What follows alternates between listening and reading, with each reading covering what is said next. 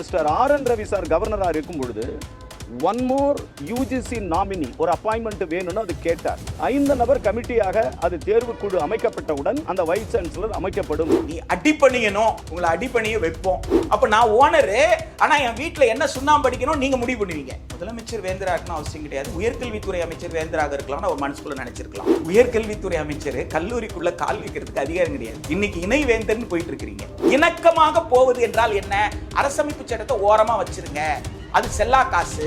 மாணவர்கள் எல்லாம் அக்கறை இருக்குன்னா உயர்கல்வி அமைச்சர் செய்ய வேண்டியது முதல் காரியம் என்ன? பல்கலைக்கழகங்கள் இருக்கக்கூடிய ஆசிரியர் பணியிடங்களை நிரப்பது. இது அத்துக்கூலிகளை போல பேராசிரியர்களை நியமிச்சு வச்சிருக்கீங்க. பேர் கௌரவ விரிவுரையாளர் வச்சிருக்கீங்க. அப்ப தேசிய கல்விக் கொள்கை நிராகரிப்போம் சொல்லி வாக்கு வாங்கிக்கிட்டு நீங்க தேசிய கல்விக் கொள்கையின் ஒரு கூறாக இருக்கக்கூட அதை நடைமுறைப்படுத்தக்கூடிய விக்சித் பாரத் சிக்ஷா தீட்சா மசோதா, அந்த மசோதாவை பற்றி நீங்க வாயே திறக்கல. துணைவேந்தர் தேடுதல் குழுவுல இப்படி ஒரு நிர்பந்தத்தை கொடுக்கறாங்கன்னா அந்த நிர்பந்தத்திற்கு நீங்க அடிபணிவது என்பது திமுகவும் அண்ணா திமுகவும் இழக்காமல் காத்து வந்த அந்த உரிமையை இழக்கிறீங்க அப்படின்னு தான் பொருளை தவிர அவர்கள் என்ன சாதிச்சிட்டாங்க என்று கேட்பது என்பது நீங்கள் செய்ய தவறை மறைப்பதற்காக. நான் மக்கள் செல்வாக்கு பெற்றவன், நான் வீதியில இறங்கினா என்ன நடக்கும் தெரியுமா? நாளைக்கு நான் உண்ணாவிரதம் சொல்லுங்க. முதல்வர் விஜய் ஆமா, சீஃப் மினிஸ்டர் சேர்ல எதுக்காக உட்கார்றாங்கன்னா கர்ம வீரர் காமராஜர் மாதிரி வீதியில போய் கையேந்தி அரசு கல்லூரி அரசு பல்கலை உருவாக்குறது. மாநில உரிமையை சமரசம் செஞ்சுட்டு அதிகாரத்தை அவங்க கிட்ட கொடுத்துட்டு அப்புறம் மாணவர் நலன் நீங்க எப்படி காப்பீங்க? 69% இடஒதுக்கீட்டை நீங்க எப்படி நடைமுறைப்படுத்துவீங்க? எப்படி கட்டண கொள்ளையை நீங்க தடுப்பீங்க? உங்ககிட்ட அதிகாரம் இல்லைன்னா உனக்கு என்ன வேணும்? சோறு வேணும், சோறு தான் போடுறான்ல, சாப்பிட்டு போயிட்டு தானே. அது என்ன எனக்கு தயிர் சாரம் தான் பிடிக்கும்னு கேட்கறது? அதுக்கு என்ன எனக்கு கீரை சாரம் தான் பிடிக்கும் கேட்கறது? அது என்ன கருவேப்பிலை சாதம் வேணும்னு கேட்கறது? அது என்ன கருவாட்டு குழம்பு கேட்கறது? குடுக்கிற சோறு என்ன வர சாப்பிட்டு போயா? சமரசம் செய்து கொள்வது என்பது மக்கள் நலனை காவு கொடுக்கிறது. ட்ரைப்ஸ் நேயர்களுக்கு வணக்கம். இன்று நிகழ்ச்சியில் நம்மோடு பேச பொதுப்பள்ளிக்கான மாநில மேடையின் பொதுச் செயலாளர் தோழர் பிரின்ஸ் கஜேந்திர பாபு அவர்கள் இணைந்துள்ளார். வாருங்களோடு பேசுவோம். தோழர் வணக்கம். வணக்கம். நேற்று தமிழ்நாடோட உயர்கல்வித்துறை அமைச்சர் ஒரு பிரஸ் மீட் வச்சிருந்தாரு. வைஸ் சான்சலர் அப்பாயின்மெண்ட் கமிட்டி என்பது விரைவில் ஒரு முடிவுக்கு வரும். இதற்கு முன்னால் 3 பேர் நியமிக்கப்பட்டிருந்தார்கள். ஒன்று கவர்னர் நாமினி, இன்னொன்று சிண்டிகேட் நாமினி, இன்னொன்று கவர்மெண்ட் நாமினி. 3 நாமினிஸ் இருந்தாங்க.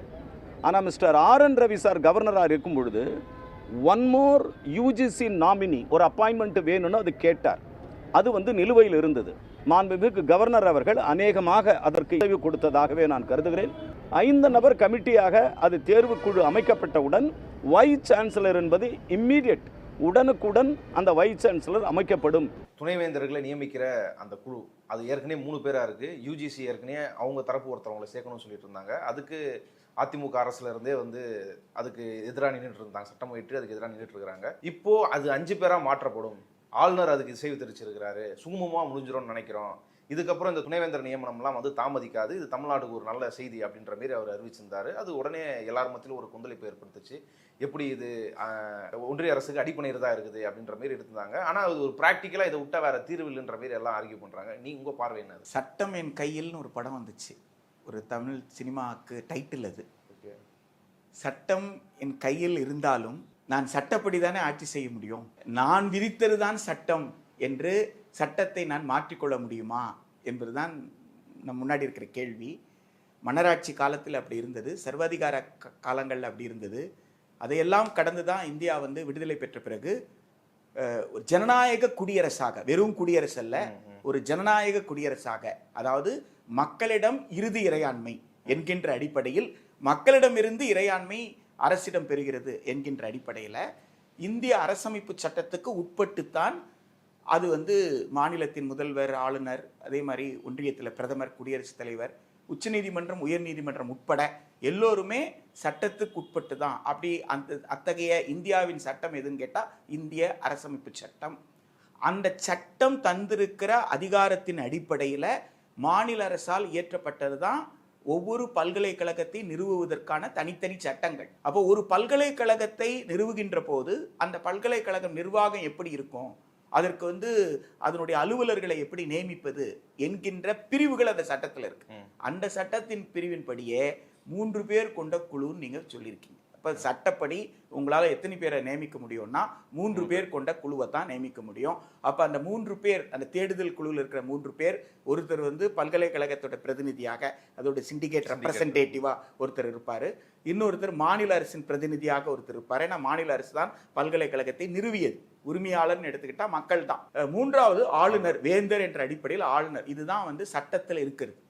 இப்போ பல்கலைக்கழக நிதி நல்கை குழு என்று சொல்லப்படுற யூஜிசி, அந்த யூஜிசியினுடைய சட்டத்தை எடுத்துக்கிட்டிங்கன்னா அந்த சட்டத்தில் என்ன சொல்லியிருக்கு, அது உருவாக்குற விதிகள், அந்த விதிகளை யாராவது பின்பற்றலைன்னு சொன்னால் என்ன தண்டனை, அதிகப்படியான தண்டனை என்னன்னு கேட்டால் மானியங்களை நிறுத்திக்கும். ஏனென்றால் அந்த பல்கலைக்கழக நிதி நல்கை குழுக்கு மானியங்கள் வழங்குவது தரம் இவ்வாறு இருக்கலாம் என்று ஆலோசனைகளை கொடுப்பது தான் அதனுடைய. மற்றபடி ஒழுங்குபடுத்துதல் என்பது பல்கலைக்கழக மானிய குழுவினுடைய வரையறைக்குள் வராது. துணைவேந்தர் நியமனத்தில் இருந்து நிர்வாக ரீதியான நடவடிக்கை எல்லாம் ஒழுங்குபடுத்துதல் என்பதன் அடிப்படையில் தான் வரும். எனவே அவர்கள் வந்து பல்கலைக்கழக நிதி நல்கை குழு என்ன செய்யுதுன்னு கேட்டால் ஒரு ஒழுங்காற்று விதியை கொடுக்குது. அந்த ஒழுங்காற்று விதியில் அவங்க என்ன சொல்றாங்க, எங்க பிரதிநிதி ஒருத்தர் அதில் இருக்கணும் அப்படின்னு சொல்லி சொல்றாங்க. சட்டப்படி பார்த்தீங்கன்னா ஒழுங்காற்று விதிகள், ரூல்ஸ் அப்படின்னு சொல்றது, ரெகுலேஷன் சொல்றது, இது ஒரு சட்டத்தின் கீழ் உருவாக்கப்படுறது. அதாவது பல்கலைக்கழக மானிய குழு நிதி நல்கை குழு சட்டம் 1956 அதன் கீழ் உருவாக்கப்படுறதுக்கு பேர் வந்து. அப்போ விதி செல்லுமா அல்லது மாநில அரசு உருவாக்கி இருக்கிற சட்டம், எது ரெண்டுத்துல யாருக்கு அதிகாரம் அதிகம்னு கேட்டீங்கன்னா சட்டத்துக்கு தான், ரெகுலேஷனுக்கு அல்ல. எனவே ஒரு துணைவேந்தர் நியமனத்தில் பல்கலைக்கழகத்தினுடைய மானிய குழு பிரதிநிதி ஒருத்தர் இருக்கணும்னு சொல்றது பல்கலைக்கழக மானிய குழுவின் சட்டத்தின்படி அல்ல, சட்டத்தின் கீழ் ஒரு பல்கலைக்கழக மானிய குழு தங்களுக்குண்டான விதிகளை தாங்களே உருவாக்கிக்கிறாங்க. அந்த விதி மாநில இயற்றிய சட்டத்திற்கு முரணாக இருக்குன்னு சொன்னா சட்டம் தான் செல்லுமே தவிர அந்த விதி செல்லாது. யூஜிசி ரெப்ரசன்டேட்டிவ் ஒருத்தர் வந்து இந்த குழுல சேர்க்கறதுல என்ன பிரச்சனை, அதுதான் நான் சொல்ல வரேங்க. இப்போ இதுல சட்டத்தை தாண்டி இப்போ மாநில அரசு வந்து நாங்க 5 பேரும் பிரதிநிதிக்கு சொல்லியிருக்கோம், அந்த 5 பேர் குழுவுக்கு ஆளுநர் ஒப்புதல் கொடுத்துருவாரு அப்படின்னு சொல்றீங்களே, அப்போ மாநில அரசு இயற்றிய சட்டத்தை மாநில அரசே மீறுகிறதே. அப்போ 5 பேர் குழு அமைப்பதற்கு மாநில சட்டத்தில் இடமே இல்லையே. அப்போ சட்டத்திற்கு அப்போ யாரு வேணாலும் தங்க இஷ்டத்துக்கு ஆட்சி செஞ்சுக்கலாமா? ஒரு சட்டத்தின் ஆட்சி நடக்கலையா என்ற அடிப்படை கேள்வி எழுகிறது. ஒன்று.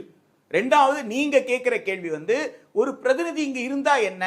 அப்ப பிரதிநிதி இருப்பது என்பது எதற்காக? தன் மேலாதிக்கத்தை காட்டுவதற்காக.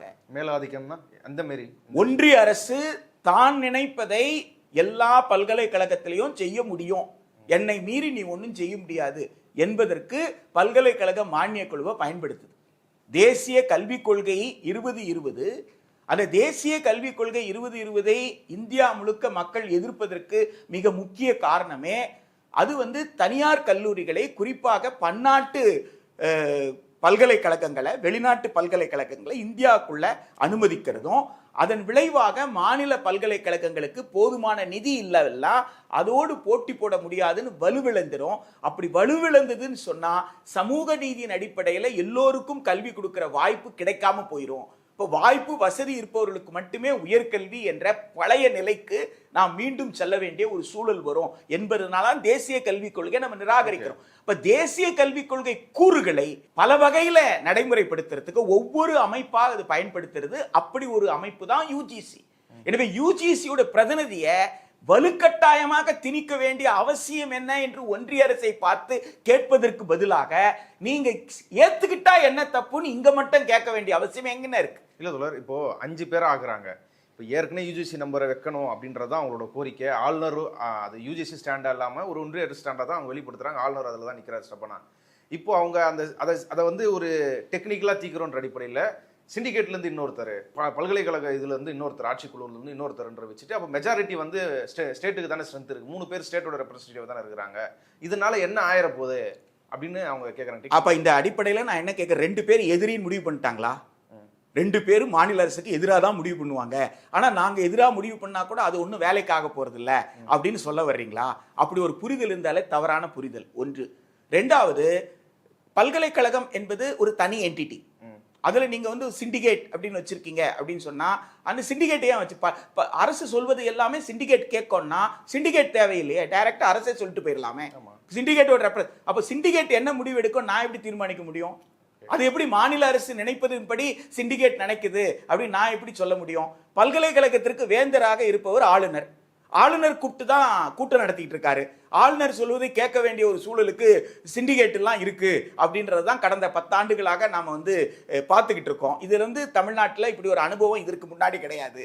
ஆனால் கடந்த 10 ஆண்டுகளாக இத்தகைய அனுபவங்களை நாம வந்து சட்டத்துக்கு மீறி மாநில அரசுக்கு எதிராக பல நிகழ்வுகள் துணைவேந்தர்களை வைத்துக்கொண்டு ஆளுநர் நடத்தியிருக்காரு அப்படின்றதெல்லாம் நாம வந்து பார்த்தோம்.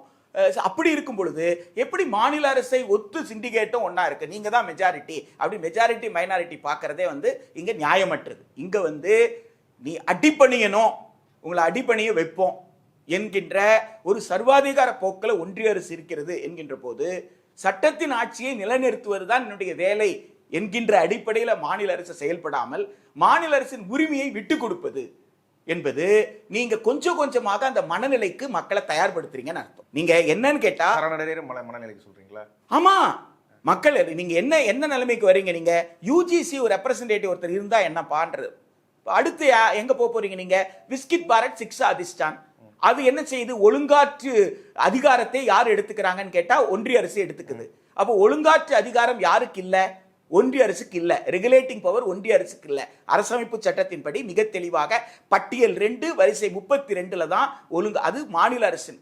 இப்போ ஒழுங்காற்று அதிகாரம் அவங்க கிட்ட இல்லைன்னும் போது எப்படி வந்து இந்த நியமனத்திற்கு அவங்க ரெப்ரசன்டேட்டிவ் கொடுக்குறாங்க?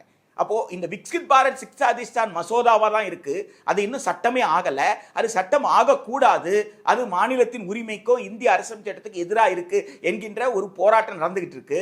இந்த நேரத்தில் ஒழுங்காற்று என்ன நியாயத்தை கற்பிக்கிறீங்கன்னு கேட்டா, இப்போ நாளைக்கு அந்த சட்டத்தை எதிர்த்து வழக்கு நடக்குது, இல்லை சட்டம் குறித்த விவாதம் நடக்குதுன்னா, எப்பா நீ என்ன ஒழுங்கு, ஏற்கனவே பல்கலைக்கழக மானியக்குழு ஒழுங்குபடுத்திட்டு தானே இருக்கு, அவங்க சொல்லி தானே நீங்க ஒரு ரெப்ரசன்டேட்டிவ் போட்டீங்க, இப்போ நேரடியாக அவங்க அதிகாரத்தை எடுத்துக்கிறாங்க, இதுல என்ன தப்புன்னு நீ சொல்ல வர?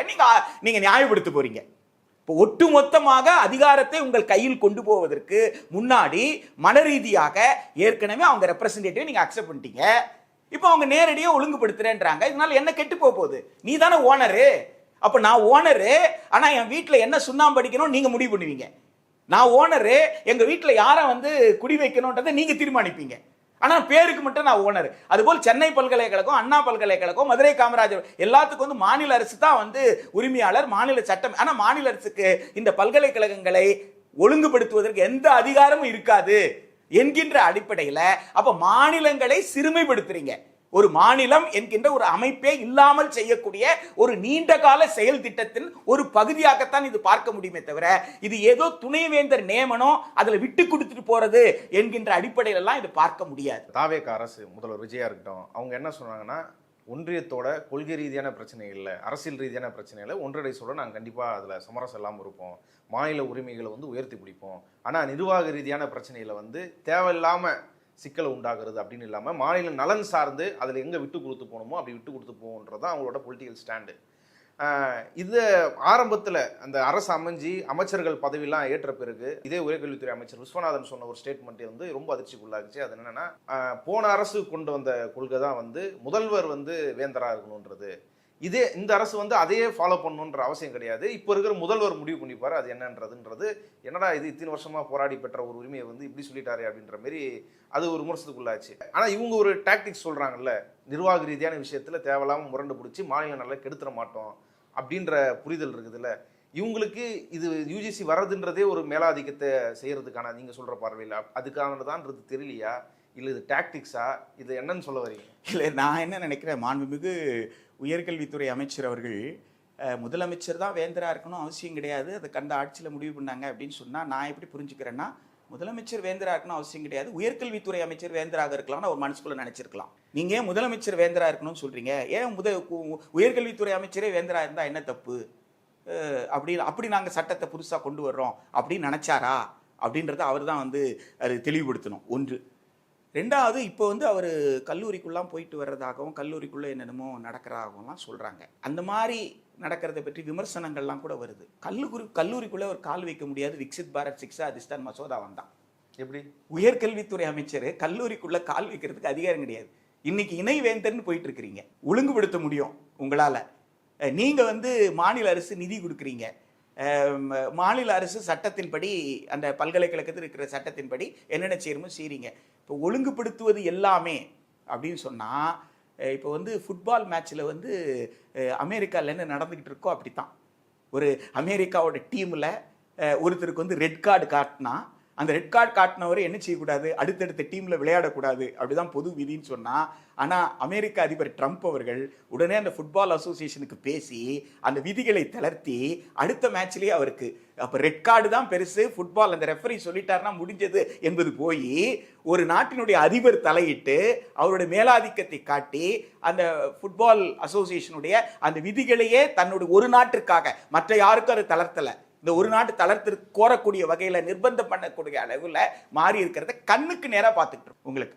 ஸோ அந்த அளவிற்கு ஒன்றிய அரசு இந்த இந்தியாவில் பல விஷயங்களை செஞ்சிட்டு இருக்கிற நேரத்தில் தன்னுடைய உயர்கல்வி அமைச்சர் என்கின்ற இந்த பொறுப்புக்கே ஒரு மிகப்பெரிய ஆபத்து நாடாளுமன்ற கூட்டுக்குழுவினுடைய விவாதத்தில் இருக்கு.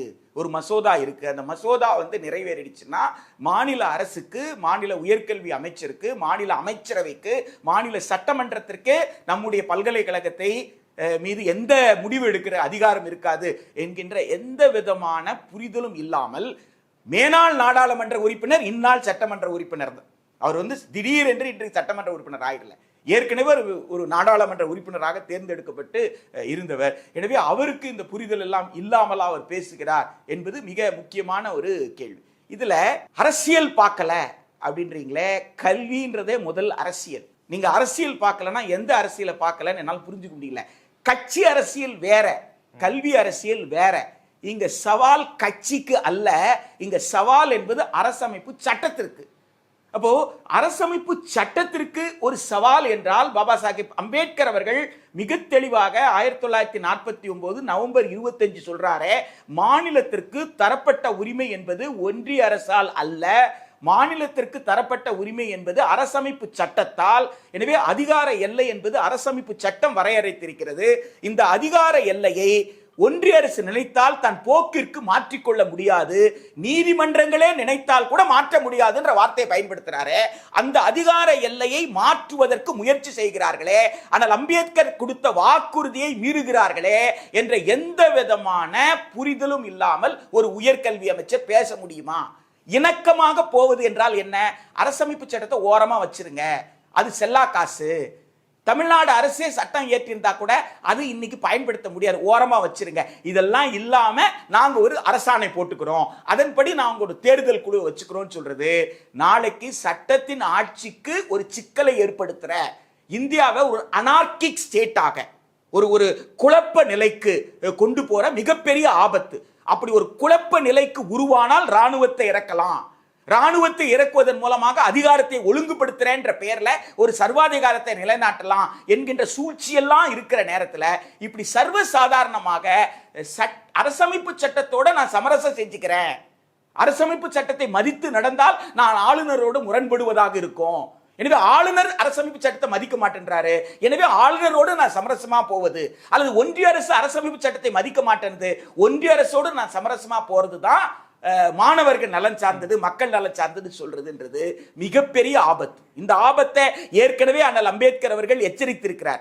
யாராவது வந்து நான் சொல்லுவதின் படின்னு சொல்ல ஆரம்பிச்சாங்கன்னா ஜனநாயகத்திற்கு ஆபத்துன்னு சொல்லியிருக்கார். ஜனநாயகம் என்பது மக்களால், மக்களின், மக்களுக்காக, மக்களுக்காக எது நல்லது என்பதை நான் தீர்மானிக்கிறேன் அப்படின்னு ஒருத்தர் சொல்ல வர்றாருன்னா அவரை ஒரு நொடி கூட ஆட்சி பொறுப்பில் இருக்க அனுமதிக்காதீங்க.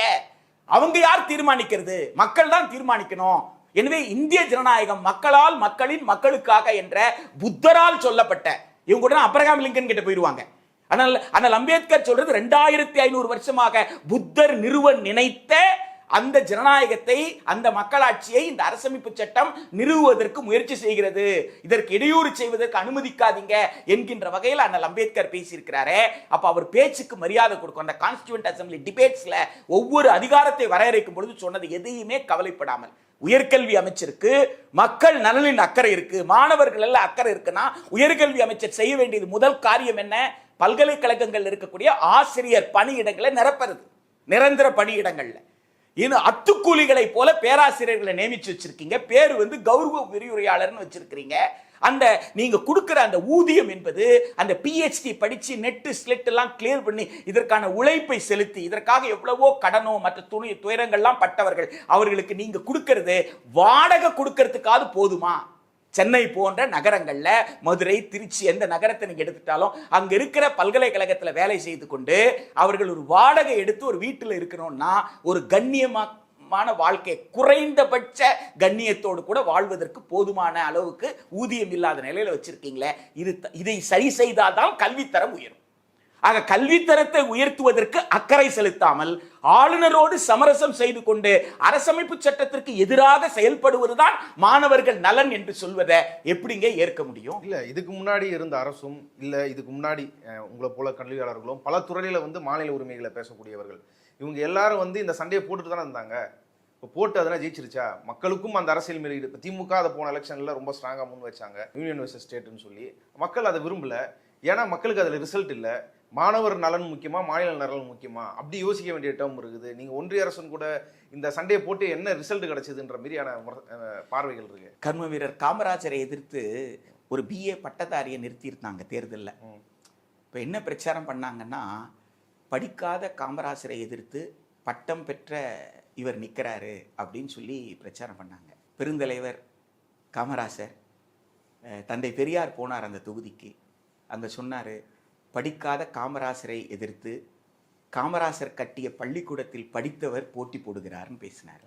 எனவே கர்ம வீரர் காமராஜர் செய்தது வந்து தந்தை பெரியார் எதை சிந்தித்தாரோ அதை தான் செய்தார். சுயமரியாதை இயக்கம் எதை செய்ய சொல்லியதோ அதைதான் திராவிட முன்னேற்ற கழகமாகட்டும், அதை தொடர்ந்து அண்ணா திராவிட முன்னேற்ற கழகம், திராவிட கட்சிகள் மாறி மாறி வந்தாலும் பல துறைகளில் பல செயல்பாடுகளில் அவர்கள் மீது கடுமையான விமர்சனம் நமக்கு எல்லோருக்கும் இருந்தால் கூட கல்வி துறையில் மாவட்டத்திற்கு ஒரு மருத்துவக் கல்லூரி என்கின்ற வகையில் பல்வேறு வகையான துறை சார்ந்த பல்கலைக்கழகங்கள் அரசே நிறுவோம் அப்படின்ற வகையில் அரசு கலைக்கல்லூரி உள்ளிட்ட பல்வேறு விஷயங்களை செய்ததனுடைய விளைவு தான் இன்றைக்கு இந்த அளவிற்கு ஒரு உயர்கல்வி வாய்ப்பும் உயர் பொறுப்புகளுக்கும் உலகமே வியக்கக்கூடிய வகையில் பல ஆய்வுகளை செய்யக்கூடிய ஆளுமைகளை நம்மால் உருவாக்கித்தர முடிந்தது. இதையெல்லாம் செய்தது எதுன்னு கேட்டால் மாநில அரசு. தமிழ்நாடு மட்டுமல்ல, கேரளா உள்ளிட்ட இந்தியா முழுக்க இருக்கிற குஜராத், மகாராஷ்டிரா என்ற அந்தந்த மாநில அரசு தான் இந்த கட்டமைப்பை உருவாக்கி.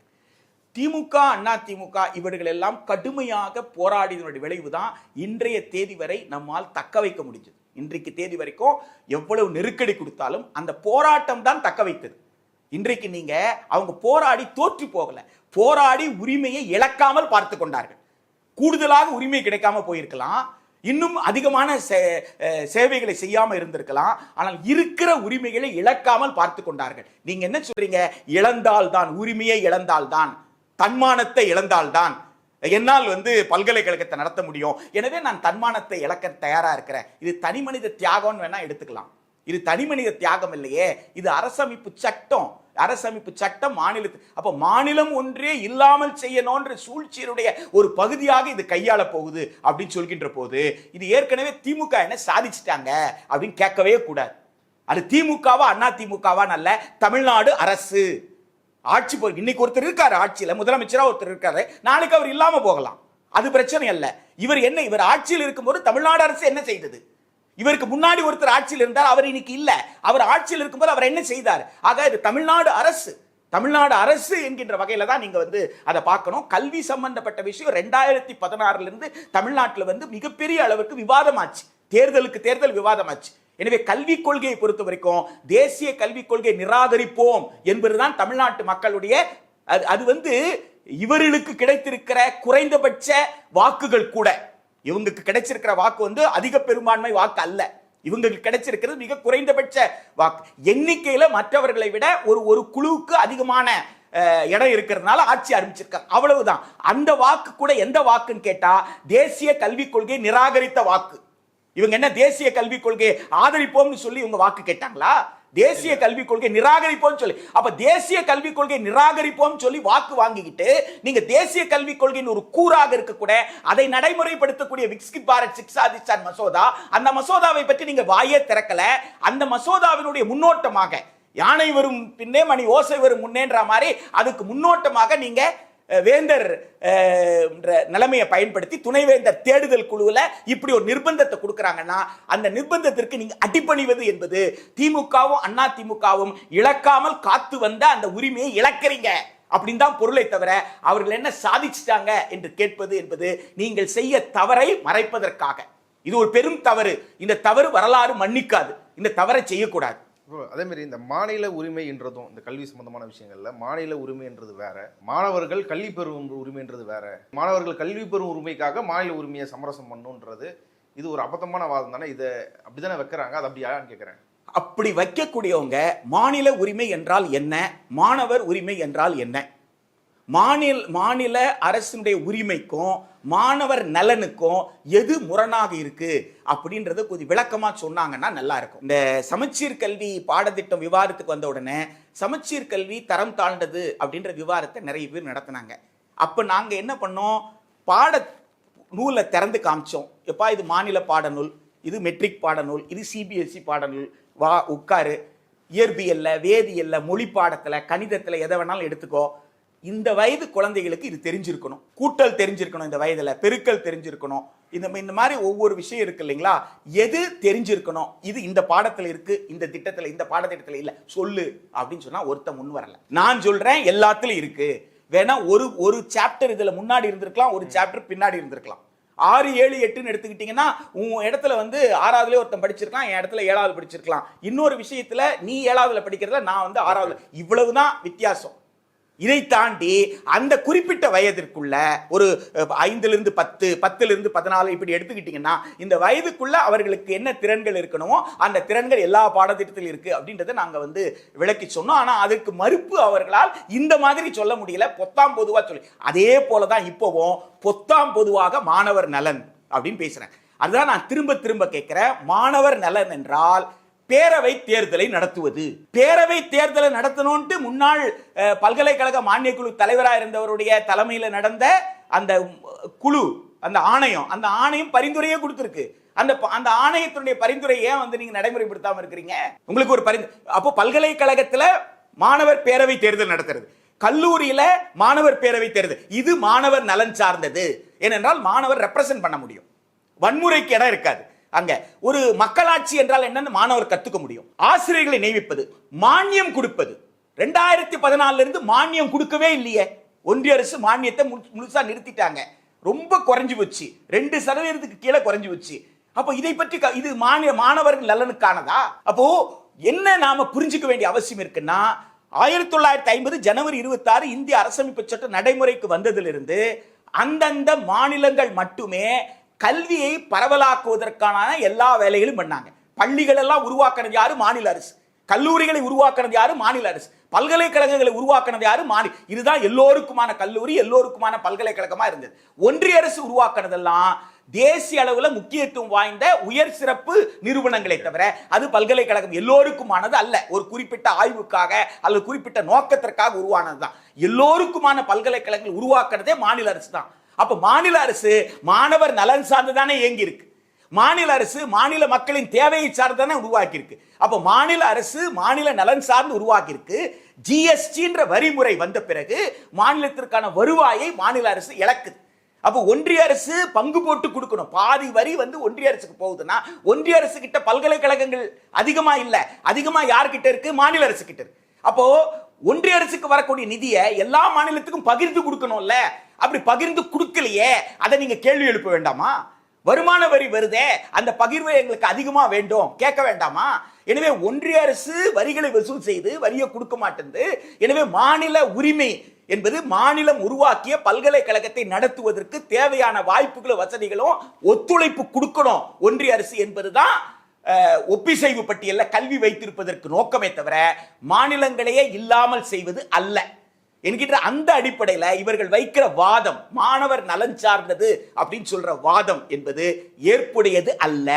ஒன்றிய அரசு மாணவர் நலன் சார்ந்து இருந்திருந்தால் என்னுடைய மாநில அரசு பல்கலைக்கழகங்கள் கிட்டத்தட்ட 100 ஆண்டுகளாக செயல்படுற பல்கலைக்கழகம் இருக்கு, 50 ஆண்டுகள்ல செயல்படுற பல்கலைக்கழகம் இருக்கு, மிகச்சிறந்த ஆளு, இதுதான் உலகத்தரம் வாய்ந்த உலகச்சிறந்த. ஆனா இவங்க அந்நிய பல்கலைக்கழகத்துல இங்க கொண்டு நுழைக்க போறாங்க. அது எப்படி மாணவர் நலன் சார்ந்து இருக்க முடியும்? இன்றைக்கு 1000 ரூபாய் கட்டி உங்களால அரசு கல்லூரியில சேர முடியும். பணமே இல்லைன்னா கூட அரசு கல்லூரியில சேருவதற்கான வாய்ப்பு இருக்கு. அரசே மானியம் கொடுக்குது அப்படி சேரக்கூடிய குழந்தைகளுக்கு, மாநில அரசு கொடுக்குது. அது மட்டும் இல்லாமல் பல்கலைக்கழகத்துல PhDனா இன்றைய தேதி வரைக்கும், நாளைக்கு எப்படின்னு எனக்கு தெரியாது, இன்று இந்த கல்வி ஆண்டுல எந்த அளவு கட்டணத்தை உயர்த்தி இருக்காங்கன்னு தெரியாது. 5000 ரூபாய் இருந்தா கூட உங்களால் PhDக்கு பதிவு செய்ய முடியும் என்கின்ற வகையில். ஆனா தனியார் கல்லூரியில் என்ன கட்டணம் கொஞ்சம் யோசித்து பாருங்க. ஆக செல்ஃப் சப்போர்ட்டட் கோர்ஸா மாறிச்சுன்னா இன்றைக்கே மாநில அரசு நிதி 100% கொடுக்காம 80% குறைச்சிட்டாங்க. லோக்கல் ஃபண்ட் ஆடிட் அப்ஜெக்ஷனை வச்சுக்கிட்டு 10லிருந்து 15% தான் நிதி கொடுக்குறாங்கன்னு சொல்லும் பொழுது நிதி இல்லாத காரணத்தால் பல்கலைக்கழகங்கள் சுயநிதி பிரிவுகளை தொடங்கிட்டாங்க. அப்போ 5000 ரூபாய் கட்டி படிக்கிறவன் இருக்கிறான், 60000 ரூபாய் கட்டி படிக்கிறவன் இருக்கலாம், 1 லட்சம் ரூபாய். இப்போ 60000 1 லட்சம் சொன்னா மாணவர் நலன் சார்ந்ததா? அப்போ ஒரு வீர முத்துவேல் உருவாயிருப்பாரா? இஸ்ரோ விஞ்ஞானி வீர முத்துவேல் 1 லட்சம் ரூபாய்னா உருவாயிருப்பாரா? ஆக நீங்க மாணவர் நலன்னா எந்த மாணவர் நலனுக்காக பேசுறீங்க? பணம் வைத்திருக்கிற மாணவர் நலன் சார்ந்து பேசுறீங்களா, எல்லா மாணவர் நலன் சார்ந்து பேசுறீங்களா என்ற மிக முக்கியமான கேள்வி எழுகிறது. எனவே இவர்கள் மாநில உரிமை பறிப்பு என்பது மாணவர் நலனுக்கு எதிரானது, மாநில மக்கள் நலனுக்கு எதிரானது. உச்ச நீதிமன்றமே மாடர்ன் டென்டல் காலேஜ் கேஸ்ல ரொம்ப தெளிவாக அதுல கங்கரண்ட் ஜட்ஜ்மெண்ட் கொடுத்த ஜஸ்டிஸ் பானுமதி அவங்க ஜட்ஜ்மெண்ட்ல அவங்க என்ன சொல்றாங்கன்னு கேட்டா, ஒரு மாநில அரசை தவிர மாநில மக்களுடைய நலன் சார்ந்து முடிவெடுக்க வேறு யாரால் முடியும் கேள்வி எழுப்புறாங்க. இது கல்வி சம்பந்தப்பட்ட மாடர்ன் டென்டல் காலேஜ் கேஸ்ல தான் இந்த கேள்வியை எழுப்புறாங்க. மாநில அரசுக்கு தான் ஒழுங்குபடுத்துற அதிகாரம் இருக்கு அப்படின்றது உச்சநீதிமன்றம் ரொம்ப தெளிவாக சொல்லி இருக்கு. எனவே இது மாநில நலன் என்பதற்கோ மாணவர் நலன் என்பதற்கோ முரண்பாடே கிடையாது. மாணவர் நலனை யாரால் காக்க முடியும்னா மாநில அரசால் தான் காக்க முடியும். எனவே மாநில அரசின் உரிமையை காப்பாற்ற வேண்டிய, தக்க வைக்க வேண்டிய, இருக்கிற உரிமையை தக்க வைத்து கூடுதல் உரிமைக்காக போராட வேண்டிய கட்டாயம் யாருக்கு இருக்கிற? மாநில அரசு. எல்லாவற்றுக்கும் மேல கேட்கிறேன், மக்களிடம் செல்வாக்கு இருக்கிற தலைவராக இருந்தால் மாநில உரிமையை காப்பதற்கு மற்றவர்களால் முடியல, நான் வீதியில இறங்கி போராடுறேன், என் மாணவர் நலனை நான் தான் காக்க முடியும், நான் யாரிடையும் நான் காம்ப்ரமைஸ் பண்ணிக்க முடியாது, காம்ப்ரமைஸ் பண்ணிக்கிட்டு என் மாநில அரசுடைய உரிமையை விட்டு கொடுத்து நான் மாணவர் நலனை காக்கிறேன்னு சொல்றது என்னை நீங்க அவமானப்படுத்துறீங்க. நான் மக்கள் செல்வாக்கு பெற்றவன், நான் வீதியில இறங்கினா என்ன நடக்கும் தெரியுமா? நாளைக்கு நான் உண்ணாவிரதம் சொல்ல சொல்லுங்க. முதல்வர் விஜய் சொல்றீங்க. ஆமா, யாரு ஆட்சியில் இருக்கா அவங்கள சொல்றேன். நீங்க கூட நாளைக்கு ஆட்சியில் இருக்கலாம், நீங்க ஆட்சியில் இருந்தா உங்களை பார்த்து சொல்றேன். யார் அந்த சீஃப் மினிஸ்டர் சேர்ல உட்கார்றாங்களோ அவங்க சீஃப் மினிஸ்டர் சேர்ல எதுக்காக உட்கார்றாங்கன்னா, கர்ம வீரர் காமராஜர் மாதிரி வீதியில போய் கையேந்தி அரசு கல்லூரி அரசு பல்கலை உருவாக்குறது. முதலமைச்சராக இருந்த திரு எம்ஜிஆர் என்ன செஞ்சாரு? தெருவில் போய் உண்ணாவிரதம் இருக்கு இல்லையா, அரிசி வேணும்னு சொல்லிட்டு என்ன சமரசம் செஞ்சுட்டு போயிட்டேன்னு சொன்னார் அவரு. உங்களுக்கு ஒரு முதலமைச்சர் வீதியில் இறங்கி போராடுவதற்கு தயாராக இருக்கணும். மாநில உரிமையை நான் சமரசம் செய்து கொண்டால்தான் மாணவர் நலனை, மாநில உரிமையை சமரசம் செஞ்சுட்டு அதிகாரத்தை அவங்க கிட்ட கொடுத்துட்டு அப்புறம் மாணவர் நலனை நீங்க எப்படி காப்பீங்க? 69% இடஒதுக்கீட்டை நீங்க எப்படி நடைமுறைப்படுத்துவீங்க? எப்படி கட்டண கொள்ளையை நீங்க தடுப்பீங்க? உங்ககிட்ட அதிகாரம் இல்லைன்னா, அதிகாரத்துல சமரசம் செஞ்சுக்கிறேன் மாணவர் நலன் சார்ந்தனா, உங்ககிட்ட அதிகாரம் இல்லாத போது இடஒதுக்கீட்டை உங்களால் உறுதி செய்ய முடியுமா? உங்ககிட்ட அதிகாரம் இல்லாத போது கட்டணம் இல்லா கல்வியை கொடுக்க முடியுமா? கட்டணம் இல்லா கல்வியை கொடுக்கலன்னா கர்ம வீரர் காமராஜருக்கு துரோகம் செய்வதாக அர்த்தம் இல்லையா? கர்ம வீரர் காமராஜர் காலத்துல 1950 வந்த வரியை விட இன்னைக்கு கம்மியா வருதா? அன்றைக்கு இருந்ததை விட பொருளாதாரம் இன்னைக்கு தாழ்ந்து போச்சா? அவரால் கொடுக்க முடிஞ்சதுன்னா அதுக்கப்புறம் கலைஞர் என்ன செய்தாரு? கலைஞர் கட்டணத்தை குறைச்சாரா இல்லையா? உங்களுக்கு பள்ளிக்கூடங்கள்ல என்ன செய்தாங்க? அவங்க ஒரு காலத்துல 5ஆம் வகுப்பு வரைக்கும் தான் கட்டணம் இல்லை, 6ஆவதுக்கு அப்புறம் கட்டணம் இருந்தது. இப்போ 6ஆவதுக்கு அப்புறம் கூட என்ன செய்ய வேண்டியது? கட்டணம் கட்ட வேண்டியது இல்லை அப்படின்னு கொண்டு தேர்வு கட்டணம்ன்ற ஒரு விஷயம் இருந்தது. SLC படிக்கிறவங்க தேர்வு இப்ப தேர்வு கட்டணம் கூட கட்ட வேண்டியது இல்லைன்ற ஒரு நிலை கொண்டு வந்தாங்களா இல்ல? இதெல்லாம் முன்னேற்றம் இல்லையா? இதெல்லாம் அரசமைப்பு சட்டத்தின் கூறு 41 சொல்லுது. அரசின் பொருளாதாரம் மேம்பட மேம்பட அரசு கல்வியே மக்களுக்கு உரிமையா கொடுக்கணும். எனவே அரசமைப்பு சட்டம் சொன்னதை இவர்கள் எல்லாம் செய்திருக்கிறாங்க. அப்போ இதுதான் மக்கள் நலன் சார்ந்ததே தவிர சமரசம் செய்து கொள்வது என்பது மக்கள் நலனை காவு கொடுக்கிறது தான். பொதுவா இப்போ சமீப காலத்துல ஆளுநர்ன்றவங்க ஒரு மாநில அரசை அவங்க அந்த அரசை இயங்குறதுக்கு ஒரு முட்டுக்கட்டா தான் இருக்கிறாங்க. பல மாநிலங்கள்ல அப்படிதான் இருக்குதுன்றத சொல்லிட்டு வரோம். அது ரொம்ப தீவிரமாக ஆகிக்கிட்டு இருக்குது. ஒரு சட்டம் ஏற்ற விட மாட்டாங்க, பல விஷயங்களை வந்து அவங்க முட்டுக்கட்டியாக நிற்கிறாங்கன்னு பேசுகிறோம். இப்படிப்பட்ட ஒரு சூழலில் இப்போ இருக்கிற தமிழக அரசு வந்து ஆளுநர் வந்து நல்ல ஒத்துழைப்பு தராரு. அவர் வந்து நாங்கள் சொல்கிறது அவர் நல்ல அண்டர்ஸ்டாண்டிங் இருக்குது, ரொம்ப நல்ல புரிதல் இருக்குது, நல்லபடியாக போயிட்டு இருக்குதுன்னு சொல்கிறது வந்து எப்படி ஏற்றுக்க முடியுது? இது ஒரு நிர்வாக திறமையால் இது நடந்திருக்குதா, இல்லை இது ஒரு அப்பட்டமான பொய்ன்னு எடுத்துக்கிறதா? திரு டொனால்ட் ட்ரம்ப் அவர்களுக்கும் திரு நரேந்திர மோடி அவர்களுக்கும் மிகச்சிறந்த நட்பு இருப்பதாக உலகத்தில் எல்லோரும் பேசிக்கொள்கிறார்கள். டொனால்ட் ட்ரம்ப் அவர்களும் என்னுடைய நெருங்கிய நண்பர், மிகச்சிறந்த ஆளுமை என்று பாராட்டுகிறார். திரு நரேந்திர மோடி அவர்களும் என்னுடைய நல்ல நண்பர் டொனால்ட் ட்ரம்ப்னு சொல்கிறாரு. ஆனால் என்ன நடந்ததுன்னு கேட்டால், டொனால்ட் ட்ரம்ப் அவர்கள் இந்தியர்களுக்கு கையில் விலங்கிட்டு பின்னால் கை கட்டப்பட்டு அவருடைய இராணுவ விமானத்தில் ஏற்றி அவர்களை கொண்டு வந்து இந்தியாவுக்குள்ளே கொண்டு வந்து இறக்கிட்டு போனாங்க. இந்திய இறையாண்மைக்கு சவால் விடப்பட்ட இடம் அது. இந்தியா இறையாண்மை கொண்ட இந்திய மக்களிடம் இறையாண்மை இருக்கு. இந்திய இறையாண்மைக்கு சவால். எம் மக்கள்ல ஒருத்தன் என் நாட்டை விட்டு சட்டத்துக்கு புரோதமா உன் இடத்துக்கு வந்துட்டான்னா சட்டப்படி நீ என்ன செய்யணும், எனக்கு தகவல் கொடுக்கணும். நான் வந்து விமானத்தை அனுப்பி நான் கூப்பிட்டு வர்றேன். என் ஆளை நீ கைது பண்ணி என் நாட்டுக்குள்ளேயே வந்து என் நாட்டு விமான நிலையத்தில் வந்து விலங்க கலட்டி விட்டுட்டு போவியா? அது என் நாட்டுக்கு, என் மக்களுக்கு, என் இறையாண்மைக்கு. எனவே நட்பாக இருக்கிறது நாட்டினுடைய இறையாண்மைக்கே ஆபத்தாக இருக்குன்னா அந்த நட்பு கூடா நட்புன்னு வள்ளுவர் சொல்லியிருக்கார். யாரிடம் நட்போடு இருக்கணும், எந்த நட்புனால் நாட்டுக்கு நல்லது என்று. இப்ப இவர்கள் வந்து ஆளுநரோட நட்பா இருக்கிறாங்கன்னா ரொம்ப நல்ல விஷயம் தான். ஆளுநர் ஒத்துழைக்கிறாரு, ஆளுநர் ஒத்துழைக்கிறது ரொம்ப நல்லது. ஆளுநர் ஒத்துழைக்கும் தானே சட்டமே சொல்லுது, அரசமைப்பு சட்டமே ஆளுநர் வந்து மாநில அரசுக்கு இடையூறாக இருக்கக்கூடாதுன்னு சொல்லுது. ஆனா நீங்க ஆளுநர் சொல்லுவதையெல்லாம் கேட்டுக்கொண்டு நாங்கள் நட்போடு இருக்கிறோம், ஆளுநருக்கு விட்டு கொடுக்கிறோம். நாங்க என்ன செய்யறோம், ஆளுநர்கிட்ட சமரசம் பண்ணிக்கிறோம். நீங்க ஒருத்தரை போடுறேன்னு சொல்றீங்களா, கவலை இல்லை, நீங்க சொல்ற ஆளை போட்டுக்கிறோம். நாங்க ஒரு ஆளை போட சொல்றோம், அந்த ஆளை நீங்க போட்டுக்கோங்க அப்படின்ற இது வந்து நட்பு அல்ல. இது வந்து சட்டத்திற்கு புறம்பாக ஆளுநர் வலியுறுத்துகிறார். எனவே சட்டத்தை மதிக்க வேண்டிய அவசியம் இல்லை என்று ஆளுநரோடு நாங்கள் கைகோர்க்கிறோம் என்று சொல்வது நிச்சயமாக அரசமைப்பு சட்டத்திற்கு நான் ஏற்கனவே சொன்னது போல சட்டத்தின் ஆட்சிக்கு விடப்படுகின்ற சவால். இங்க வந்து இணக்கம் என்பது அரசமைப்பு சட்டமே உருவாக்கி இருக்கு. ஒரு தேர்ந்தெடுக்கப்பட்ட முதல்வர் தலைமையில் இருக்கிற அரசுக்கும் ஆளுநருக்கும் இணக்கமாக இருக்க வேண்டும். அந்த இணக்கம் எந்த அளவுக்கு இருக்கணும், எப்படி செயல்படணும் சட்டமே சொல்லியிருக்கு. அந்த சட்டத்தின்படி நீங்க இணக்கமா இருங்க. நீ உங்களை முரண்பட சொல்லல, அவரை அவமதிக்க சொல்லல, அவரை மரியாதை கொடுக்கணும். ஆனா எல்லாமே சட்டத்துக்கு உட்பட்டு செய்யணும். சட்டத்துக்கு உட்பட்டு இதுவரைக்கும் இவங்க வந்து அந்த இணக்கத்தை பத்தி பேசல. சமரசம் என்கின்றது என்பது நிச்சயமாக சட்டத்துக்கு ஏற்புடையது அல்ல. இப்போ இந்த விளக்கங்கள்லாம் மக்களை ஏமாத்துறதுக்கு தானே? அப்போ இந்த மக்களை திசை திருப்புவதற்கு, மக்களை குழப்புவதற்கு. இது கேஸ் லைட்னு ஒரு தியரி இருக்குங்க. நீங்க வந்து மாடர்னிசம் பார்த்தோம், நவீனத்துவம் பார்த்தோம். நவீனத்துவம் வந்து கட்டமைக்கிறதுக்கு உதவியது, அமைப்புகளை உருவாக்கியது. ஒரு பார்கெனிங் பவரை, ட்ரேட் யூனியனை உருவாக்குறது, ஒரு பார்கெனிங் பவரை கொடுத்தது நவீனத்துவம். இது கூடாது, தனி மனிதன் தான், அமைப்புக்குள்ள இருந்தா சிந்திக்கவே மாட்டான் சொல்லி இதுக்கு நேர் எதிராக ஒரு பிரச்சாரம் தான் பார்த்தீங்கன்னா பின்னவீனத்துவம். இந்த பின்னவீனத்துவத்தை தாண்டி வந்தது எதுன்னு கேட்டீங்கன்னா போஸ்ட் ட்ரூத். உண்மையை பொய்யாக்குவது, பொய்யை உண்மையாக்குவது, அதற்கு தகுந்தாற் போல கட்டமைப்பது. அதை தாண்டி வேகமாக எங்க நகர்ந்து வந்திருக்கும்னா கேஸ் லைட்ன்ற உளவியல். அந்த கேஸ் லைட்ன்ற உளவியல் என்ன செய்யும்னா தனி மனித நம்பிக்கையை இழக்க செய்யும். என் மீது எனக்கு இருக்கிற நம்பிக்கை இழக்க செய்து, என் கூட யாரெல்லாம் நல்லது பேசுறாங்களோ அவங்களெல்லாம் நான் பகைவனா பார்ப்பேன். எதிரி இருக்கான்ல, எதிரி நல்லவன் போல தன்னை காட்டிக்கொள்வான். எதிரியை நான் நம்ப ஆரம்பிப்பேன். நான் முழுசா எதிரியை மட்டும் நம்புறேன், என் கூட யாரையும் நான் வச்சுக்கல, என் கூட இருக்கிறவங்க அத்தனை பேருமே கெட்டவங்க அப்படின்னு சொல்லி என் மனநிலை வந்துருச்சு. என்னை நானே நம்பல.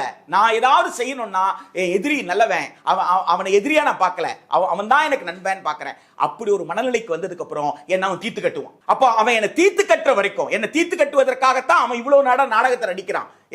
என் மீது இருக்கிற நம்பிக்கை என்னை இழக்க செஞ்சான், என் கூட இருக்கிறவங்க நம்பிக்கை இழக்க செஞ்சான். இதுக்கு இந்த உளவியலுக்கு பேர் வந்து கேஸ்லைட் உளவியல். இந்த கேஸ்லைட் உளவியல் தனி மனித வாழ்க்கையில் மட்டும் இல்லாமல் அரசியல் சமூக வாழ்க்கையிலும் அதனுடைய ஒரு வெளிப்பாடாகத்தான் இந்த பேச்சை பார்க்க வேண்டியது.